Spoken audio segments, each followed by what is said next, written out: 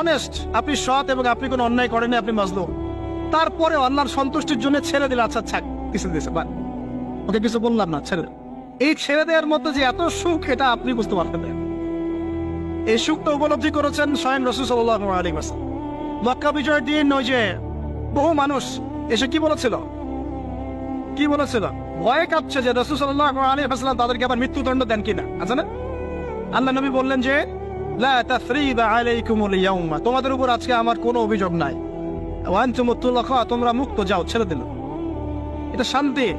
ইউসুফ আলাইহিস সালামের ভাইরা কুয়াতে ফেলে দিয়েছিল না, সেখান থেকে মিশরের বাজারে, সেখান থেকে রাজপ্রাসাদে, সেখান থেকে জেলখানায়, জেলখানা থেকে রাষ্ট্র ক্ষমতায়। কি লাইফ, ট্র্যাজেডি, লাইফের ট্র্যাজেডি দেখেছেন? এখন ইউসুফ আলাইহিস সালাম যখন শেষে ভাই থেকে চিনলেন, তিনি কি ভাইদের প্রতি প্রতিশোধ নিয়েছেন? বলেছেন যাও, মাফ করে দিলাম, ছেড়ে। এটাই শান্তি। আল্লাহর জন্য ত্যাগের মহিমার মধ্যে শান্তি আছে। আল্লাহ পাক আমাদেরকে ত্যাগ করার